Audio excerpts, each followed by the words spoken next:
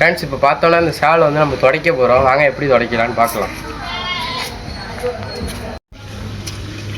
Friends இப்போ வந்து நம்ம ஃபஸ்ட்டு சளி தட்டி எடுத்துக்கணும். ஃபஸ்ட்டு இந்த கால் சைடை வச்சு அழுத்திக்கணும் கையால், தண்ணி உள்ளே போகாத அளவுக்கு. தண்ணியை லேசாக வந்து நம்ம மூஞ்சை துடைச்சிக்கணும். எவ்வளோ ரஃபாக துடைக்கிறோமோ அந்த அளவுக்கு ரஃபாக வரும். வாயை வந்து இந்த அளவுக்கு திறந்துக்கணும். தண்ணி இப்படி உள்ளே கொண்டு லைட்டாக உள்ளே ஊற்றி கையை வச்சு அழுத்தணும். லைட்டாக ஆட்டி கிட்டோட சளி வருது பார்த்தீங்களா? சொல்லுங்க.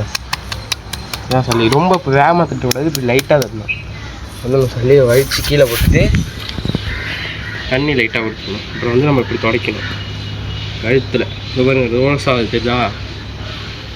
அப்புறம் வந்து இப்படி போட்டுக்கணும். நான் சும்மா வீடியோவில் சொல்கிறேன். அப்புறம் வந்து ரெக்கை தான் மெயின்.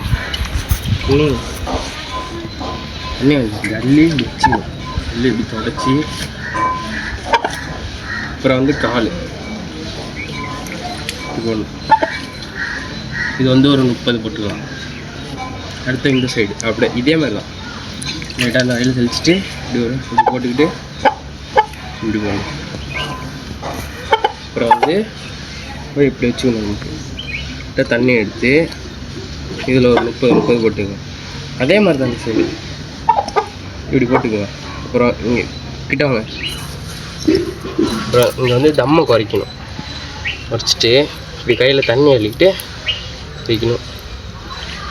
அப்புறம் என்ன பண்ணணும்னா சேலை வந்து காலில் நமக்கு உட்கார அளவுக்கு வச்சுக்கணும். உட்காராது அவ்வளோ சீக்கிரம் சேலை கரெக்டாக உட்கார வச்சிடணும். உட்கார வச்சுட்டு இந்த 2 ரெக்கையை இப்படி தூக்கி பிடிச்சிட்டு இப்படி போடணும்.